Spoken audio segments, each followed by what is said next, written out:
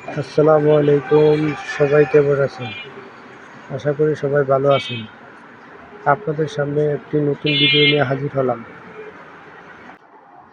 মির্জা ফখরুল আবার নতুন একটা বক্তব্য নিয়ে হাজির হইল। মির্জা ফখরুল আলমগীর বলে, বিএনপি সরকার ক্ষমতায় আসলে হিন্দুরা নিরাপদ থাকবে। মঙ্গলবার বিকেলে ঠাকুরগাঁও সদর উপজেলায় গণসংযোগ কর্মসূচিতে তিনি এসব কথা বলেন। তিনি বলেন, ২৬ লক্ষ কোটি টাকা পাচার করেছে হাসিনা সরকার।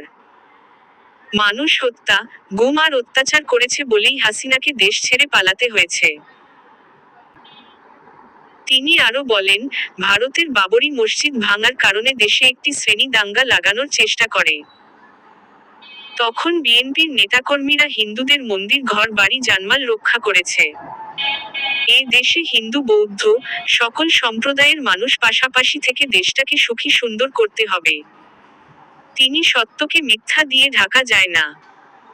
১৫ বছর মানুষ ভোট দিতে পারে নাই, এবার সুযোগ এসেছে দেশটাকে সুখী ও সুন্দর করতে হবে। বিএনপি নেতাকর্মীদের উদ্দেশ্যে বলেন, যে খারাপ আচরণ করবে তাকে পুলিশের কাছে সোপর্দ করে দিবেন। কোনো রকম নোংরামি সহ্য করা হবে না। দল থেকে বহিষ্কার করে দিবেন। সাংবাদিকরা আগে স্বাধীনভাবে সাধারণ মানুষের কথা বলতে পারে নাই। ডিজিটাল আইন করে, মামলা করে নির্যাতন করেছে।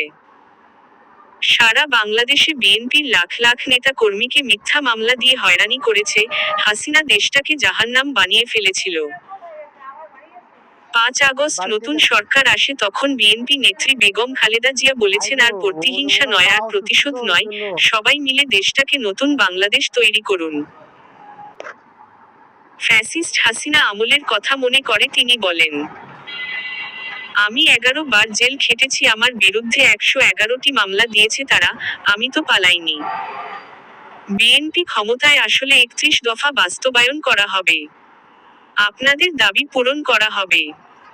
এ সময় স্থানীয় বিএনপি নেতাকর্মীরা উপস্থিত ছিল। ভিডিওটা ভালো লাগলে সবাই লাইক, শেয়ার, কমেন্ট করে জানাবেন। এরকম ভিডিও নতুন পেতে চ্যানেলটা সাবস্ক্রাইব করবেন।